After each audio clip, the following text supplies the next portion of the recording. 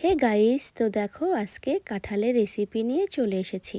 তো দেখো কাঁঠালটাকে ভালো মতো কেটে ধুয়ে পরিষ্কার করে নিয়েছি, আর সঙ্গে একটি আলু দিয়ে দিয়েছি। আর এখানে দেখো আমি নিয়েছি পেঁয়াজ কুচি, টমেটো কুচি, আর নিয়েছি আদা আর রসুন। এখানে দেখো আমি কিন্তু কাঁঠালটাকে এখন সেদ্ধ করে নেব হালকা করে। তো দেখো এখানে দিয়ে দিলাম লবণ আর হলুদ, দিয়ে কিন্তু আমি 3 মিনিটের মতো সেদ্ধ করে নেব। তো দেখো কথা বলতে বলতে কিন্তু সেদ্ধও হয়ে গেছে। তো দেখো এখানে আমি এখন ফোড়ন দিচ্ছি। ফোড়নে দিচ্ছি শুকনো লঙ্কা, তেজপাতা আর জিরে। আমি এখন দিয়ে দিচ্ছি পেঁয়াজ কুচি।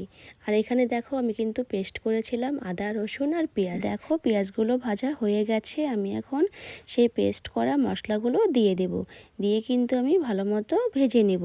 তো দেখো ভাজা হয়ে গেলে আমি এখন দিয়ে দিচ্ছি জিরে বাটা, শুকনো লঙ্কা বাটা, আর দিয়ে দিচ্ছি পরিমাণ মতো হলুদ আর লবণ।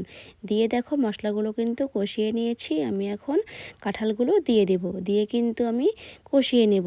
তো দেখো কষানো হয়ে গেলে আমি এখন দিয়ে দিচ্ছি জল। তোমরা কিন্তু এখানে গরম জলও দিতে পারো, আমি কিন্তু এখানে ঠান্ডা জলটাই দিয়ে দিয়েছি। এইখানে দেখো ঝোল কিন্তু ফুটে টকবক করছে। তো আমি এখন দিয়ে দিব গরম মশলা বাটা।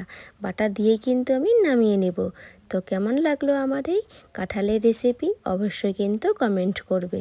যদি ভিডিওটি ভালো লেগে থাকে তো অবশ্যই একটি করে কমেন্ট করবে, আর আমার পেজটাকে ফলো করো।